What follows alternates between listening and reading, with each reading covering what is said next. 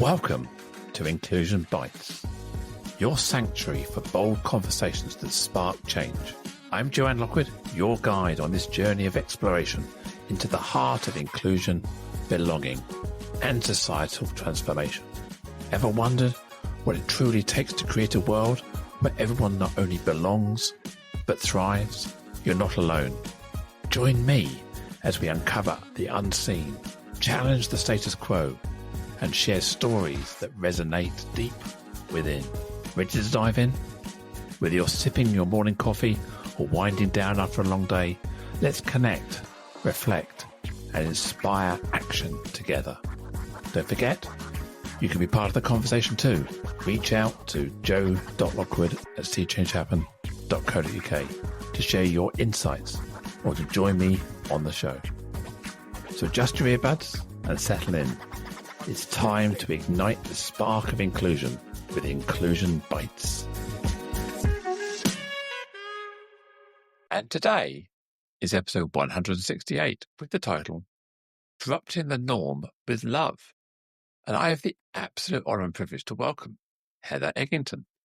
Heather is a disruptor of the norm and a truth, trust and love activator, passionate about creating deeper human connections in an often disconnected world. And when I asked Heather to describe her superpower, she said it is the ability to bring strangers together and leaving them feel truly connected. Wow. Hello, Heather. Welcome to the show. Hello, Joanne. Thank you so much for having me. Absolute pleasure. This is a return visit. Marie, actually my wife Marie and I came on your show back in January, I think it was. Yes, you came on. It was such an amazing conversation. It was the wealth of you two, and you were the first couple that I went live with. It was amazing. We talked about my gender transition. We talked about how Marie coped with that. So yeah, that's online, and I'll signpost that in the show notes. So if people want to listen to that as well, that'd be fantastic. So Heather, you describe yourself as the truth, trust, and love activator.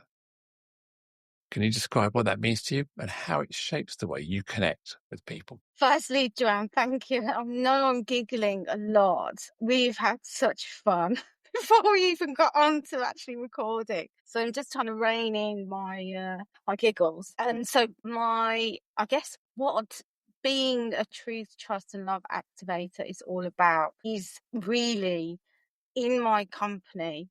That is automatically what happens.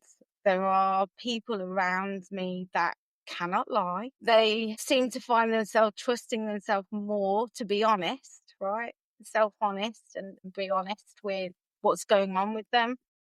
And through that, they just love themselves more because they can see how much beauty there is inside them. Is just one of my superpowers. We all have them.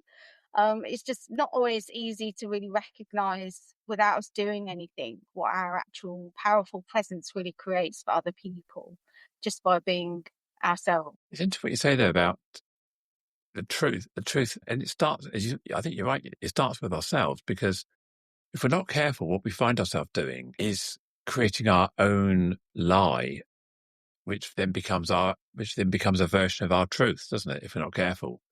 It's that inauthenticity. It's that pretense with the world that get either scared to come out or you're not prepared to face up to something. So you create this new normal for yourself, and that becomes your story if you're not careful. Yeah, it's like an illusion, really, Joanne, sometimes. And look, it's not even something maybe we consciously do. It might be unconsciously something that we kind of lead and live our life with and through and view the world through. That's actually not even ours. Most of the time, the lies we tell ourselves are inherited from past generations, significant adults in our life that have also gone through the same experience, kind of had to try and make themselves be something they're not just in order to fit in or belong or all of those things. So it's actually something that we've inherited and it's not even ours. However, it does mean that taking radical responsibility, I guess, for what we're not willing to continue lying to ourselves about or lying to other people about, right? You know, a good example of this, and this is some of the work I do with the Wealth of Women program that I run. A good example of this is we've been led to believe that you're not a woman unless you, or you're not, shouldn't feel complete as a woman unless you've had children, right? And that is a lie. However, consciously or unconsciously, we tell ourselves, I have no children, hands up, I have fur babies, I have 2 rescue doggies. And I was led to believe that I was incomplete. And also women said to me, I'm really sorry to hear that you can't have children. And it's just like, nobody said I couldn't have children. They just weren't in my path, right? So just a good example of where really we maybe are delusioned into thinking that there's something wrong with us if we haven't gone the same way as other people have. And it's not true. It's just not true. So it's just a good example. Yeah, I don't think having children has to define you. Okay, yes, it's a significant life event that occupies your primary brain for at least 20 odd years, and then it's still in the back of your brain even now. So our children are in their 30s. So we've been through that ultimate responsibility phase and that hanger on phase and all those kind of phases. But now we're not post children, we're post worrying about children. And I so like it. having children no longer defines who we are. They're a fantastic part of our lives and people we love and treasure, but they're not what they were 20 years ago. So it's a transient phase. When you talk about having children defines you, it's a transient phase. You become an active parent to being a kind of a long lost parent, or they don't need you anymore. So yeah, I think but I also see how I'm now able to support my own mum, who's in her late 80s now. And my father passed away a couple of months ago. And so helping her through this transition from being married, although my father was in the nursing home, to being now a widower, single again, and trying to reclaim her own independence and her own identity around that is a really interesting journey. And I hope I teach our children about how I've had to help my mum adjust to this so that they'll be there for either me or Marie at that point when we become a widow. So I think, yeah, it's important to learn that transition, I think. But yeah, it's, as you say, it doesn't define me. I just know that I've got hopefully two children who will look after me later. So I've banked up that old age pension support credits. Love it. I love it. I'm not, look, Sparky's just woken up. I'm not sure that 2 dogs would be able to support me when I get into No. my elderly years.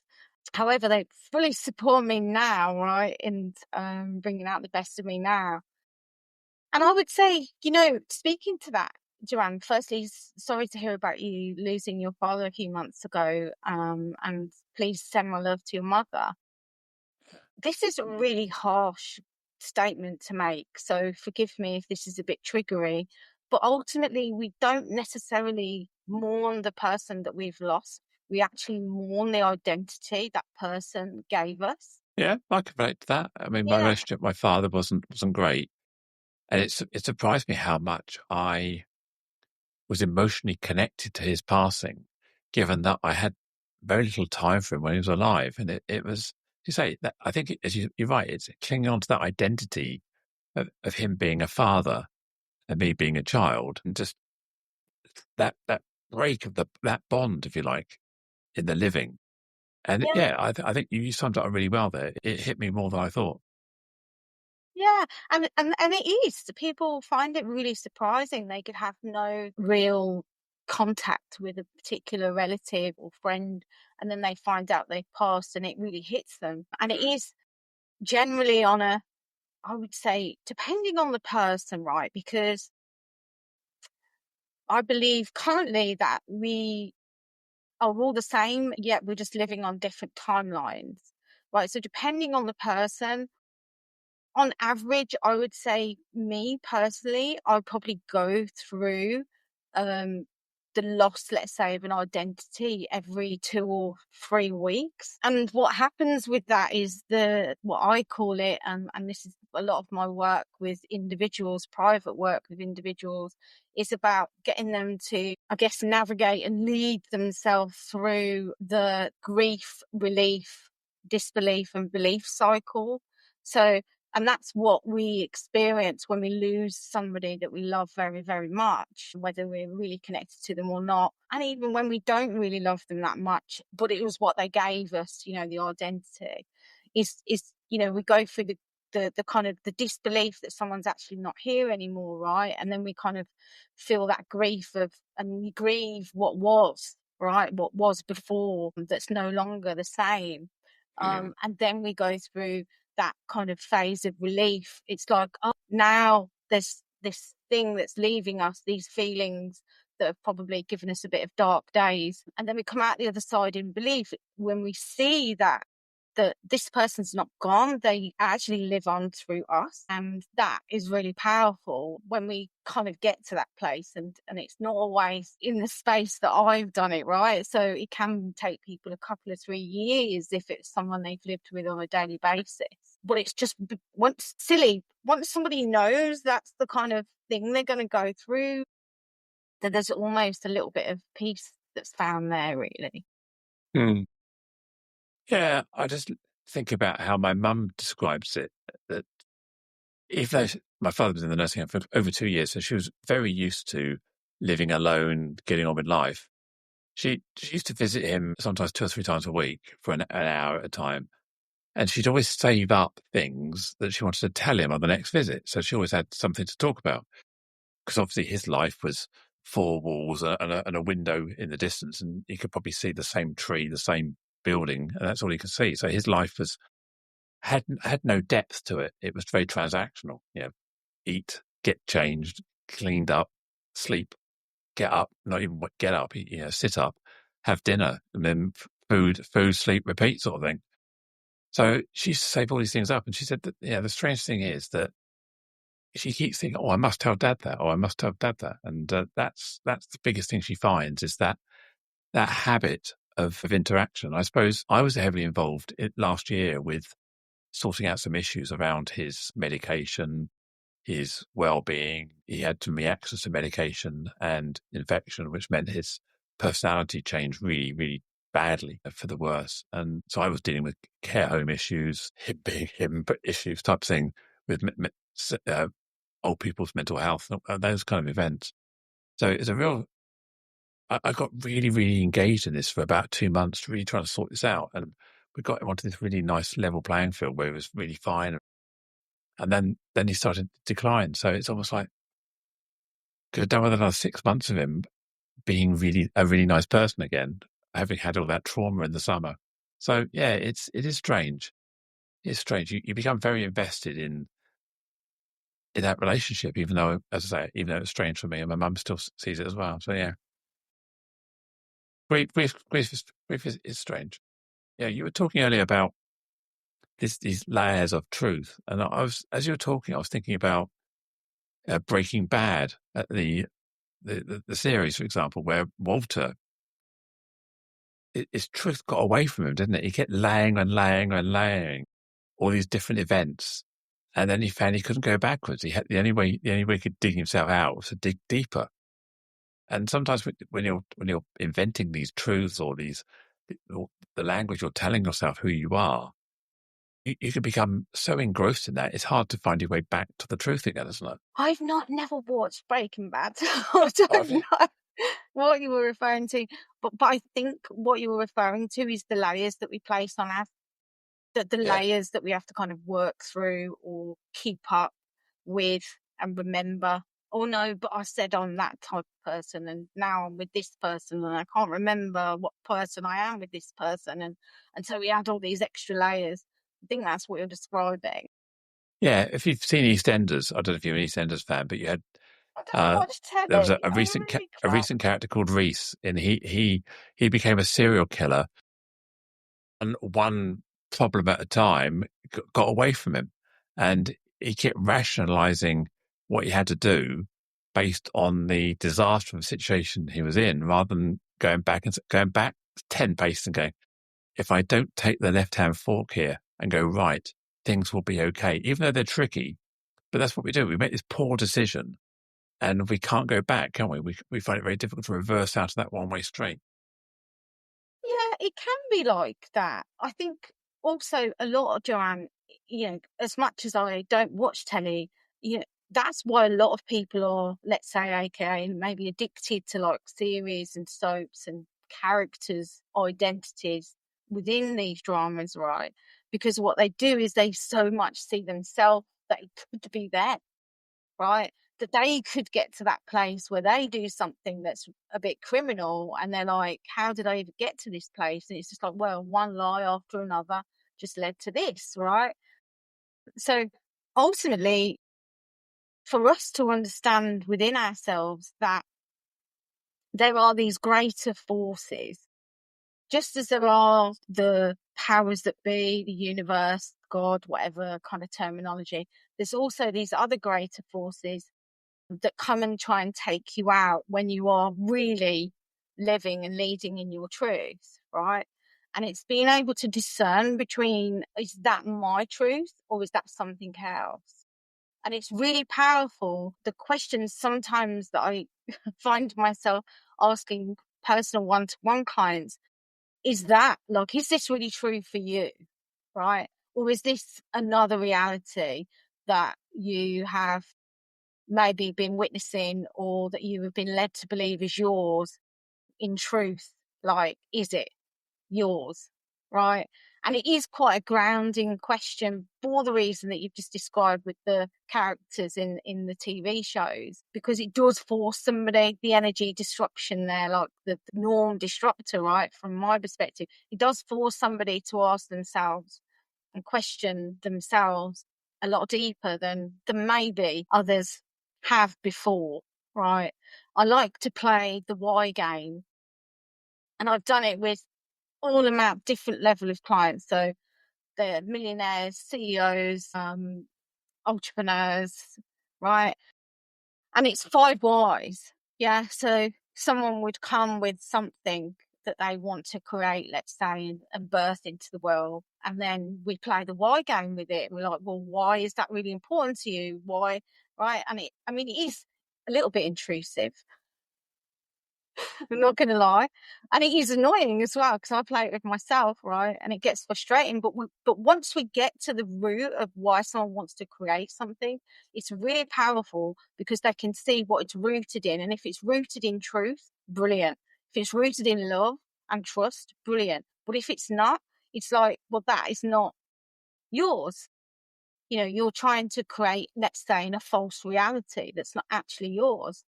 So it is really, I love that you've gone down this path. Have no idea. Can we say, whoever's tuning in, we did not know where this is going to go, right? So I appreciate your inquiries so much. Yeah, it happens, it's almost like that we're too afraid to tell the truth. We talk about that path, left and right.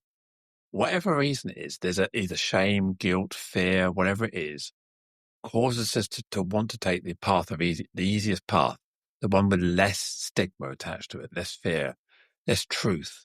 How will I be judged? Whether we're having an affair, whether we've messed up at work, pushed the wrong button by mistake. When you connected the first time earlier, I cut you off because I pressed the red X instead of the green tick. And you said, oh, it didn't work. I could have just said to you, oh, that's strange. I don't know why that happened. I thought I might have pressed the X button instead of the tick button because I've learned over the years that it's much easier to just tell the truth at that junction. Because once you start on that lie, you then escalate it all the way through, and it becomes that relationship. It's built on that one mistruth or that easy excuse. If I'm late for a meeting, I just say to people, "I'm sorry, I was completely daydreaming, and I had no idea what the time was, and I suddenly looked at my watch and did OMG. And I hope you forgive me." So I'd rather say that than, "Oh no, my computer was playing up. Oh no, I had to dash to the doctors because I had a headache this morning." It's just to tell the truth and be honest, because people go, "Oh, I've done that myself." And you end up having this big conversation about how we're all just human and we all get stuff wrong, don't we? Yeah, I mean, that's the loving and compassionate and empathetic way of seeing the truth. Because if we're really honest, what I say is the truth. It kind of whisks up your insides and other people's as well. Say, for example, my example of not being complete as a woman without having children, that is going to be polarizing for a lot of people, right? And so therefore the truth whisks people up. Whereas lies, they twist you up. And when I say twist you up, Joanne, I mean physically, your body contorts itself, contracts itself. I mean, this is going really out there, right? And my belief is it does cause and create cancer in human beings. The more we live a lie, right? My foundation, like now in life, is I'd rather have the whole world against me than live a lie, and that also is very polarizing. But it's just like, why would I ever want to treat myself as something that's not valuable enough to really honor its true power ultimately? And unfortunately, on my website, it tells people like the 5 kind of stages to working with me from a transformational perspective.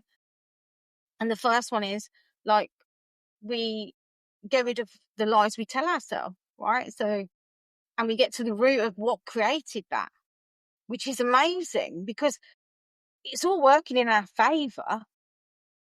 It's just that normally we kind of lead with lies, or let's say act a different way when we're a little bit triggered about something, because it just means we're not fully living in our true kind of path. We're not living and leading in our true value as a person, which is all like easily kind of put back together. People can come back home to themselves. It's all easily remembered, but it's just like you say, the layers of lies, once they come back, it's like, oh, of course I understand. Now I see why this was happening to me, or now I see why I had this hip problem, or now I see why my digestive system's messed up, for example. And it's like, so once you notice and go back to the root of everything and see that it's all just because I started a lie here and then it just escalated.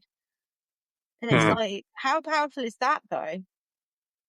That it's simply following that energetic trail back to the root causes. It's amazing. Because we look at the escalation. The first lie is 10 centimeters. The next lie is another 10 centimeters. Another 10. Everything is built on that first 10 centimeters, and to climb down from 10 meters after a year or whatever it may be, then people start unpacking all the lies, going, well, hang on a minute, you lied to me about that, and you lied to me about that, and you lied to me about that, or I lied to myself about that, or I lied to myself about that, whatever it may be. And you then become so invested in that new version of you. You look at bigamists and other people, criminals, whatever it may be, become completely invested in this double identity. There's no way of backpedaling, because then your truth is so far removed from who you are now that you'll never be forgiven. And then you're trying to hold on to that and thinking, hang on a minute, I'm protecting the person I'm lying to. That becomes your new truth as well. You're doing it for them, not for you. Yeah. I mean, the biggest thing I picked up on there was there's almost like a divide within ourselves. Yeah. And I know that you talk and you make a stand for equity, diversity and inclusion, right? So there's almost a place where we become a divided person, and work is a really good example of this. As someone who worked in the corporate world for 25 years, previously leaving as a projects director for IT professionals and management consultancies, who I was at work was not who I was at home. Yeah. And this like divide within us becomes almost the biggest point that you made about the 10 centimeters is so true, Joanne, because we separate ourselves from, and specifically our body from, right? So we can always push through and make it into work.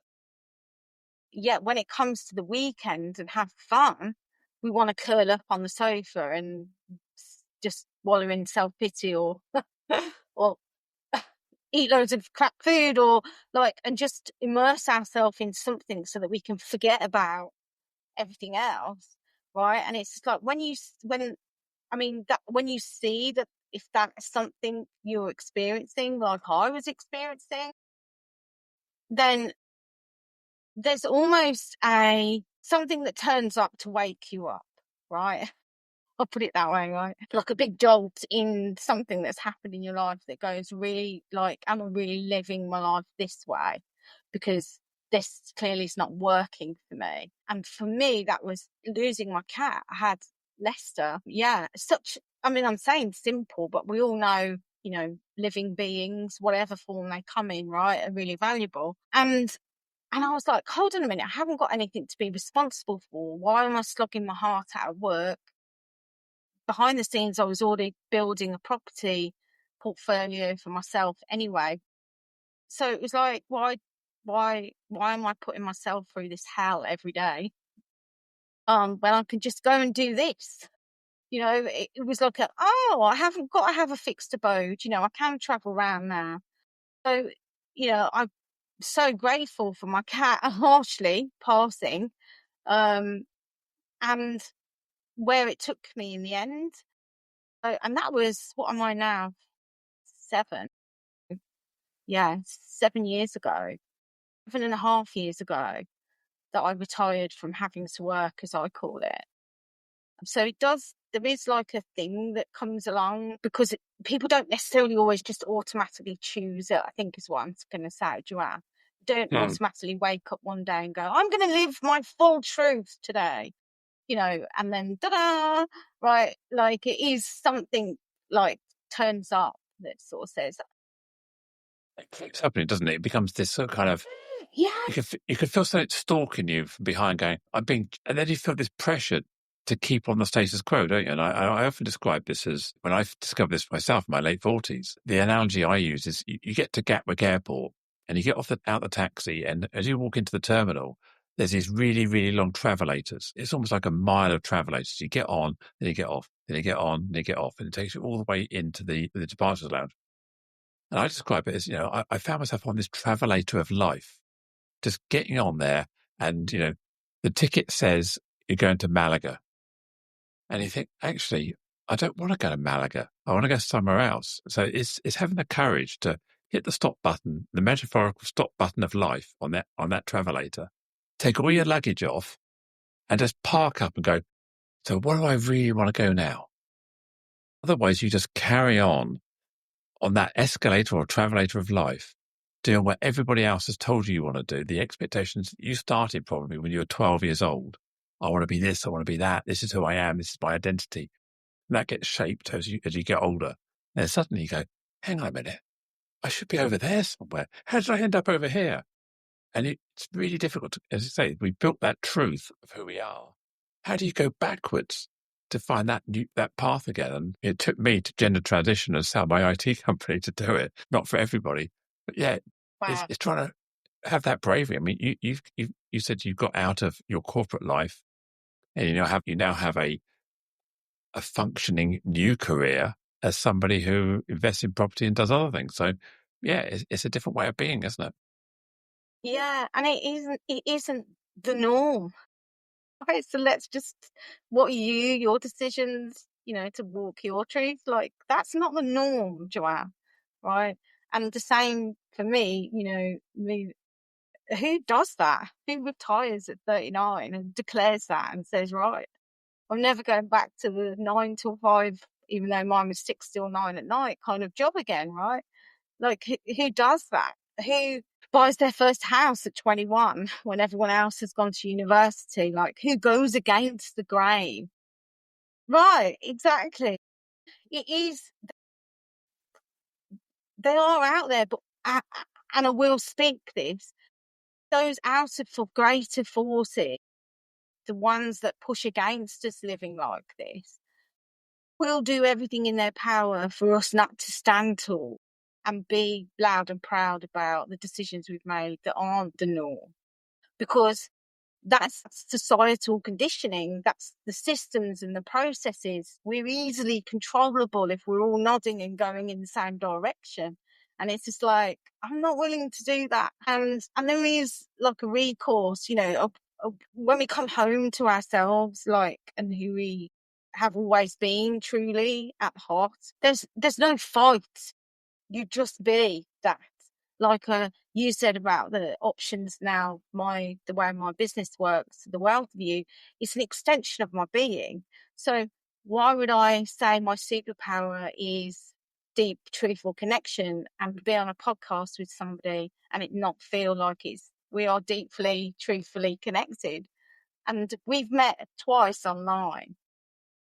That's correct, isn't it, Joanne, right? This is Yeah, the twice. second At time. least twice, yeah. Yeah, and how Yeah. do you feel in conversation with me? Like you're an old friend. Yeah, like I've known you for years. See what I mean? So it's like a model completely what actually is possible. And look, that's my value. I'm living and leading in my value, and I'm totally embodied in that.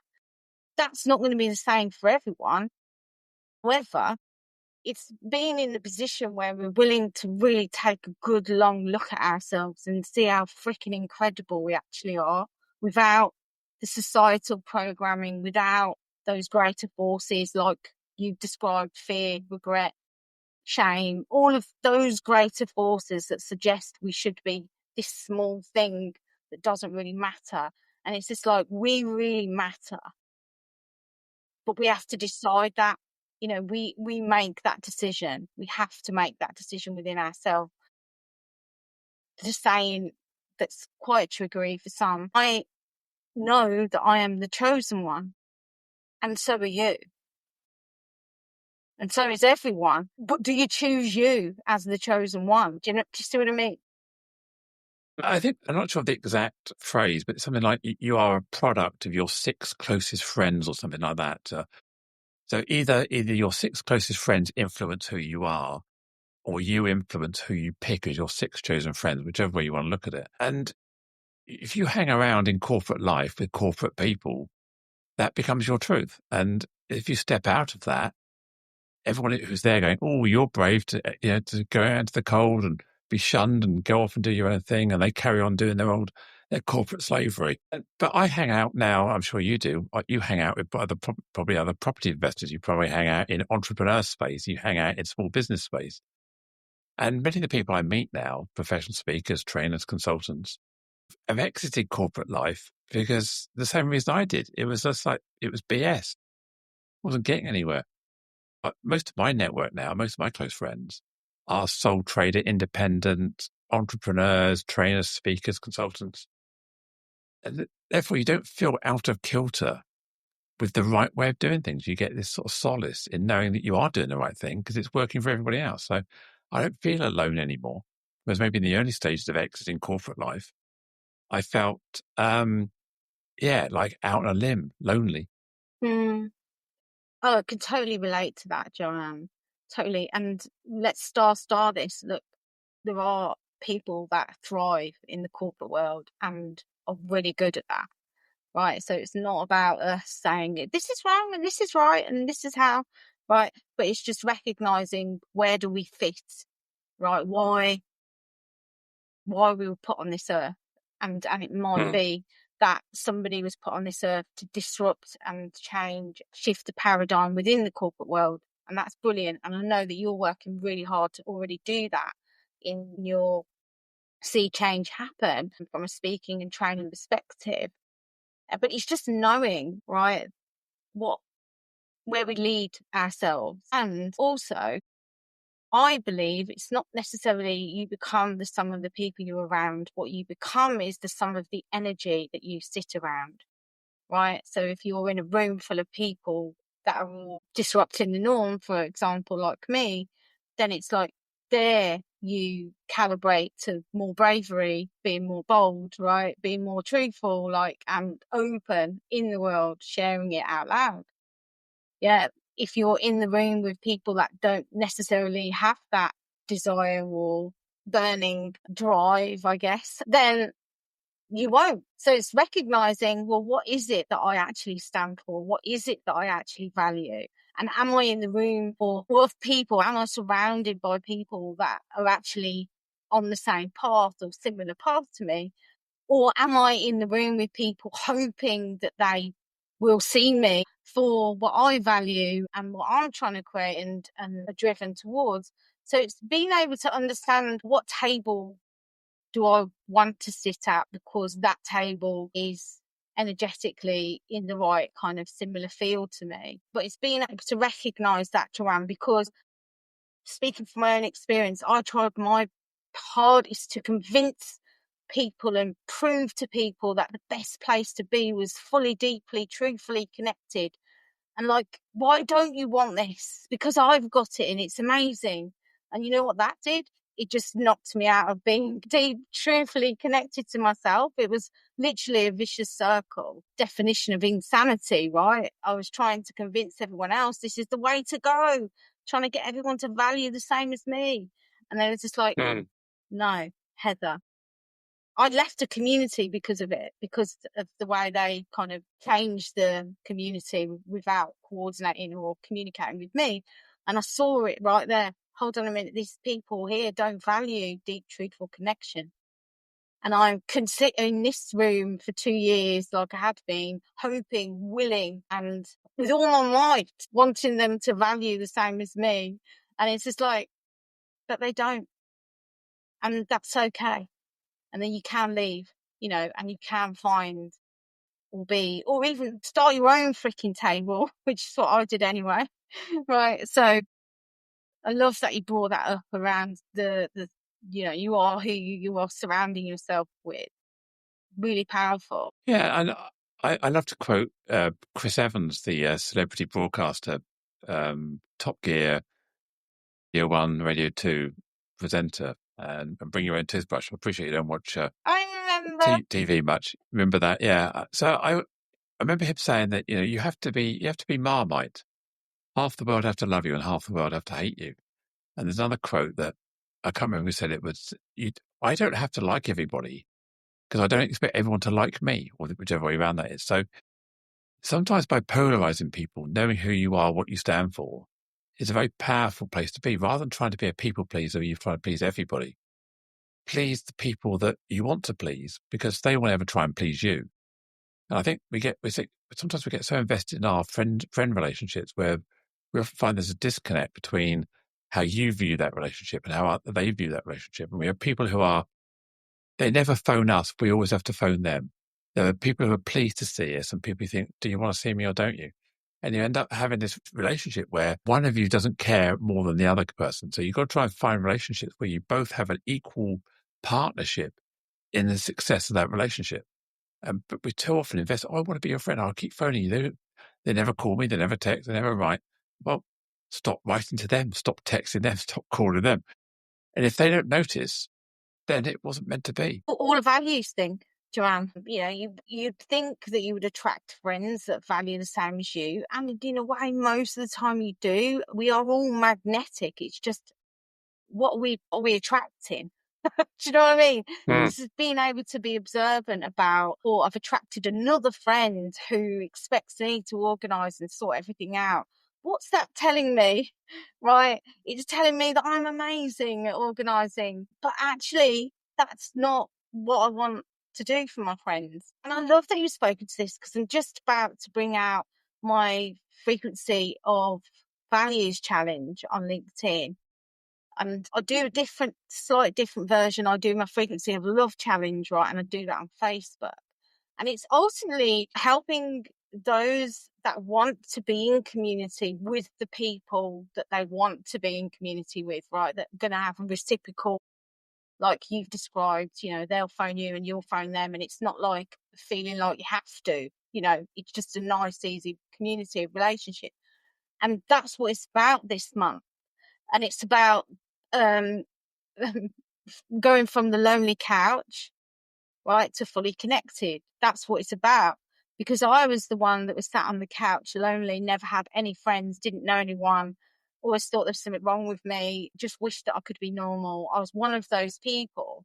And it took a lot, I'm not going to lie, for me then to come to a place where I am today, to say that had I not experienced that, I would not be in the position I am today to say, if you're wanting to create community and connect effortlessly with your people, I can never say that word.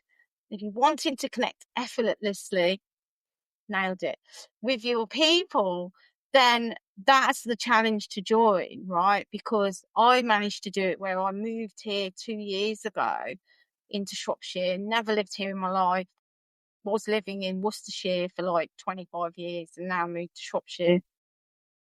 And I've literally created a community of women around me that are incredible, that all value the same thing as me, and are all into the same things as me. One of those pub quizzes, we won 3 last month. Hello. Yay. No, it's brilliant. But it's just a good example of like what's possible, and I got to experience that dark and light, like you say, you know, the Marmite, let's say, of connection. No coincidence I had Marmite on toast for breakfast this morning. It's funny. I'm not really a Marmite on toast person. I'm not. I've got this thing in my head that says I don't like Marmite. Yeah, at Christmas I will pig out on Twiglets, which are basically Marmite sticks, aren't they? So it's a really strange thing. I could do Twiglets, but I just don't do Marmite, raw Marmite, if you like. It has to be. What you would love is Marmite with cheese spread on toast. Probably. Because it's... I'm sure I've just got to try it. I've just got this story in my mind. We talk about stories we make up and my own truth. The truth I've told myself for many, many years is I don't like Marmite. Yeah, I like Twiglets. It's crazy, isn't it? It is crazy and amazing at the same time. I can't wait to hear when you first try Marmite on toast. It's been years. I mean, Marie has it all the time. She had some this morning as well, I think. She loves a bit of Marmite on toast. Maybe I should get her to do some, next time she does some, do some for me and just give it to me and I'll go, okay. After I chat with Heather, I need to go back and revisit Marmite. It's like for years I couldn't eat celery. You know, as a child, I didn't like cheese. I didn't like celery. And then and I went through a phase where I didn't like garlic. And then suddenly I broke those myths in my head. There was even a phase where I went through where I didn't like gin, I didn't like Southern Comfort, I didn't like vodka, probably because of a bad night out that my brain was going, oh, that's naughty for you.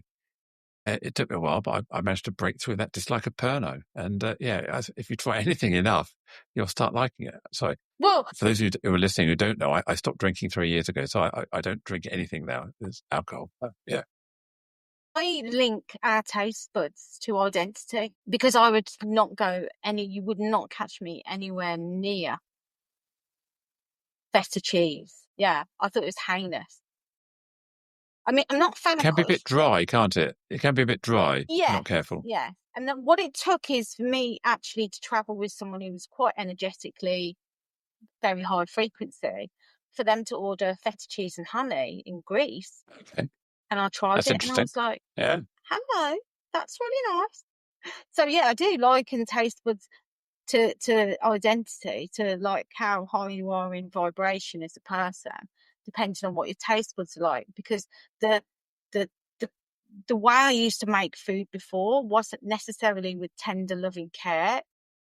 My partner will joke with you about this, and take the mick out of my throwing it all together skills, right? This throwing it all together skills has got me in a lot of places, a lot of compliments from people because I do make stuff up to go along. And then they ask me what the recipe is, and I'm like, no idea.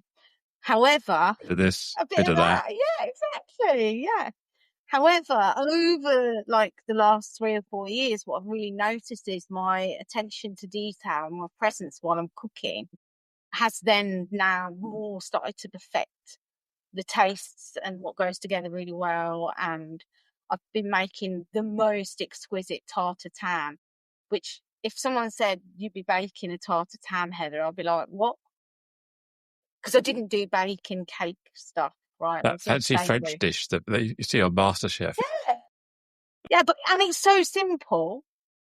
And yet I'm like now at the place where, yeah.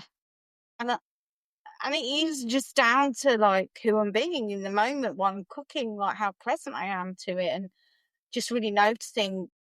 And it's not even an effort thing. It's like the most satisfying thing in the world is to have made something and want to eat it at the end and find it delicious. Whereas I would make something and just eat it because it was food. Someone taught me how to make a roux, I don't know, about 10, 15 years ago. You know, how you melt the butter really, really slowly and gradually introduce the flour and bake it into this. You've got to get it almost like marzipan, haven't you, before you, and then you make this, and then you can then use that as a base for any sauce. And it was like, once you discover that magic about making a roux, and suddenly it's parsley sauce for your fish, and then suddenly it's gravy or whatever you want to do with it. And I just thought it was magic. This secret sauce, the roux, is the basis of everything. Yeah. I did a masterclass about 4 years ago on people's secret sauce. What's your secret sauce? I'm more of a white wine, cream and onion, garlic based sauce maker. Yes. Yeah. With mussels. Yeah. Oh yeah. I love it how we've like immersed ourselves into food. Well, it says in your show notes here that you're a food junkie. So food loving junkie. Is that so? It's not surprising we've got there. I mean, I love my food. I love good food. But I'm with you on this. Chuck it in, see what happens. I don't. I look at the recipe and go, okay, I've got half of those things. I can substitute the other half I haven't got with something else, or it will be a kind of facsimile of what said it was. And yeah, I love just playing around. I made an amazing garlic chicken with kale mash once out of I think it was a hairy biker's dish. And it was like 4 cloves of garlic. You chuck it inside this chicken, you spread it all around, you put it in the oven. And it's like, you come out and go, oh, that's amazing with the garlic. And so the mashed potato, kale and mash on the side of it. It was just this absolutely gorgeous dish. And the whole family loved it. I just never did it again. But yeah, it was one of those one-off creations that was, if you love garlic, you like chicken, you like mash, you like a bit of kale in it. Google it, Hairy Bikers, garlic and garlic chicken and kale mash. Yeah, it's brilliant. Absolutely fantastic dish. Very easy as well. Just need a chicken, a couple of cloves, a couple of bulbs of garlic, not cloves. This is like a full garden of garlic. You just chuck it all in there, and you end up the garlic goes really soft and mushy, and it's like, oh, yeah. Oh, you might be hungry, Joanne. I know. I'm gonna have to dig out the recipe because it sounds. I can't. I need it again. Amazing that you've remembered it though. I'll try and remember, put it in the show notes. So I'll dig out the recipe and put it in the show notes if anyone's listening and they want to have a go with it.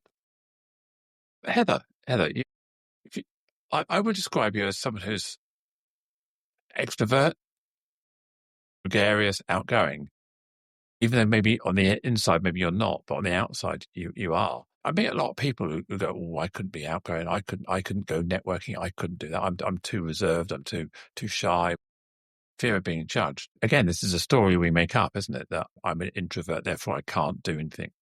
Whereas I would, by the definition of introverts get power from self, extroverts get power from the room, energy from the room. I describe myself as an introvert, but I perform in a very outgoing, gregarious way when I want to, but when I don't want to, I turn the light off, lock the cubicle door, and hide in the toilet for 10 minutes, recharge, and then come back out again. How do we overcome that lie we tell to ourselves that only extroverts can do this? Well, I mean, firstly, we look at where that programming has come from, because I don't class myself as introvert or extrovert. I'm just a person who loves to be on my own in my own company, and I also love to be in the company of others. Right. So we have to look at where that condition or that program came from. And when we go back to even when we were growing up, what actually happened when we were extrovert around certain people and when we weren't around others. Yeah. Because when you were really quiet and not saying anything as a kid, people would think there was something wrong with you. Right. So what does that program in? Well, I shouldn't be quiet because people will think there's something wrong with me. Yeah, so we have to go back, and this is the layers that I'm talking about, right? And we go back to the truth of that is we are everything. We are both extrovert, introvert, and all the things in between. However, it's recognizing that if there's a particular way that we sway, if there's somebody, for example, who seeks more solitude than being in a room full of people, then it's being in a position to ask yourself, is this really true of me, or am I really afraid of people seeing the truth of who I am? And I think that's a big question. If there were smaller steps, I would love for anyone experiencing that to come and join the Frequency of Values Challenge, because I value being on my own in deep, truthful connection with myself, and I also value that with other people. I'll give you an example of a client I was working with a few months ago who were led to believe that they were shy. Yeah, so I asked them we worked on clearing that point of view, because it was something which they were labelled with as a child, but it wasn't actually true. Yeah, and I think some of the introvertness can come from the labels we were given as well. And so there's quite a few different angles to go at that question with, Joanne. Not sure whether I've answered it fully, but No, we've done good there. We've done good. I think what I was trying to get at really is that it's another truth we're telling ourselves. It's another label we're owning without questioning. We yes, haven't done that 5 whys on it, have we? Why does it bother me? Why am I upset? In fact, why does it affect me? And I guess it comes with age. You know, I turned 60 the other month, and you spend 50 is the new 40, 60 is the new 50, or whatever you want to say. And you get to that point where you become more reflective about yourself, what you want, what you're looking at from the world. I don't care if people see me sitting in the corner of the room on my own, playing my phone, or just staring out the window for an hour. So, are you okay? Yeah. Or just checking you're right. You look like you're lost, or you look like you're upset. I just want some me time. I don't want to go and sit in the toilet with the door shut for 10 minutes. I'd rather sit out here and just watch the world go by. I'm cool, relaxed. Just let me daydream. I'm good. That's strange. Yeah, it's fine. also you're speaking about what that might also suggest coming up for the other person and how it's making them feel as well. So like I say, there's quite a few different angles to go with that, because I remember I was at bite my tongue. I was speaking at a panel event. I think it was with eBay a couple of years ago, before COVID anyway, 5, 6 years ago. And we were just talking about it, and we're talking about imposter syndrome and being introvert and this sort of thing. And I just sort of said, look, when I'm feeling stressed out, when I'm feeling like I need a recharge, I just grab my phone, go and sit in the end cubicle, shut the door, and play Candy Crush for half an hour and recharge. And then I come back out and I'm good again. And the whole audience, you can see people in the audience going, yeah, me too. Me too. That's what I want to do. I want to go and recharge. I want to take some time. I go, just do it. Don't be apologetic. If that's what makes you happy, if that's what tops your energy back up again and allows you to come back out and go, yeah, I'm up, I'm ready, do it. If you don't need to, don't. I used to drink through it, have another glass of wine, have another beer, have something else. That used to mask that. And you take that out of your life and suddenly, actually, I'm exhausted now. I just want to go home. It's 9:30. I'm tired. I've had enough. In the past, I'd have had another couple of large wines and life had told of the party for another couple of hours. And then suddenly it's 5 o'clock in the morning, isn't it? And you're absolutely wrecked. All your friends have now passed out and gone home. And you're going, come on then, who's up for it? I'm still ready to, you're bouncing around like Tigger. Yeah, I mean, what you're speaking to is kind of, there's an energetic ceiling within us, the way we've had enough and we have to retreat and kind of recharge. My way of seeing that now, before, it was my way of recharging was hiding away for a whole weekend and not seeing anyone, right? And being on my own. That was before my way of recharging. Now I just clear anything that's not mine. So if you're in a room full of powerful people, there are a lot of greater forces that are coming to take you out, right? Without you knowing that. And if you're also in that room fully embodied, living and leading with your true self, that also drains your energy. So you have like 2-prong approach. Now, for example, on this conversation, had I done this about 3 years ago, what would happen is I would be amazing at the beginning and then become a little bit SHIT towards the second half, because I was trying to keep up a persona, an identity with that things that we've talked about, trying to keep up a way of being, right, that wasn't truly me. So that drains my energy. Take on the fact that there's all these other things going on around me that are also trying to take some power away from me as well, right, and consume it from me. That is what we would term energetic warfare. So I get why someone would want to go and hide in the toilet cubicle, because they want to be away from that, and they also want to be away from trying to be something that potentially isn't them. And if you speak to when you did it before, Joanne, obviously at that point you hadn't transitioned either.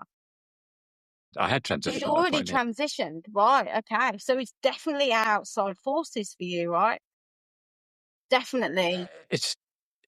I just recognise in me now that if I've had enough, I've had enough. I don't need to keep pushing myself into spaces where I don't feel comfortable. I don't want to be there. If I'm not in it, I'm just. I'd rather say to people, look, I'm not feeling it. I don't want to stay here. You're obviously having a great time. I'm not feeling it. It's me. I'm off. Bye. And that's fine. Yeah. Whereas when I was younger, I just forced myself to stay in those spaces. And I think it's, again, coming back to what we started with, is that telling yourself the truth, being honest with yourself. Do I want to be here? Do I want to go out tonight? Do I want to go and spend time with these people? And if it's that fine line between can't be asked, CBA, FOMO and JOMO, joy of missing out, fear of missing out, or can't be asked. If it's just being lazy, you know that if you go out, go and do it, you'll come back and go, I'm really glad I did that. So you can do that destination planning. You can start thinking about how you'll feel when you get there. But sometimes you just think, I really don't want to. If you don't want to. What I say is it a full body yes? If it's a full body yes, go. Do it. Do the thing, whatever that is. If it's not a full body yes, don't, because it's not gonna expand your energy, right? It's only gonna contract it. So that's my way of making decisions about where I spend my time and effort into whatever. Yeah. On that note, Heather, we've been yakking away now for the best part of an hour and a half an hour before we pushed the live button. So yeah, it's been an absolutely fascinating conversation. I think we're both fully charged at the moment, and neither of us are hiding in the toilet with our phone playing Candy Crush. So it's been absolutely fantastic having a chat with you. How can people get hold of you and talk about your website, your podcast, and other things? So tell us what you do. Sure. Best way to, I guess, connect with me initially is either LinkedIn, which is Heather Egginton Wealth of You, or Facebook. I'm also on there quite provocatively sometimes. And so you can connect with me there. Or if you want to find out more about the kind of work I do from a mentor coaching perspective, then you can look at my website, which is also Heather Egginton, or www.heatheregginton.com. Normally I add too many W's when I do that. So you can read, you can read more about the work I do with others there. Well, it's been fascinating. If you, and just a reminder for anyone who's listening, that we did Marie, my wife and I, we recorded an episode with you, I say back in January. So do look that up as well. And that was you've got a great podcast channel with loads of video podcasts on YouTube with loads of guests that are really inspiring as well. So do look those up. Yeah. Heather, it's been amazing. Thank you. Joanne, likewise. Thank you for having me, and for all those listening. Appreciate you. As we bring this conversation to a close, I want to express my deepest gratitude to you, our listener, for lending your ear and heart to the cause of inclusion. If today's discussion struck a chord, consider subscribing to Inclusion Bites and become part of our ever-growing community, driving real change. Share this journey with friends, family, and colleagues. Let's amplify the voices that matter. Got thoughts, stories, or a vision to share? I'm all ears. Reach out to joe.lockwood@seechangehappen.co.uk and let's make your voice heard. Until next time, this is Joanne Lockwood, signing off with a promise to return with more enriching narratives that challenge, inspire, and unite us all. Here's to fostering a more inclusive world, one episode at a time. Catch you on the next bite.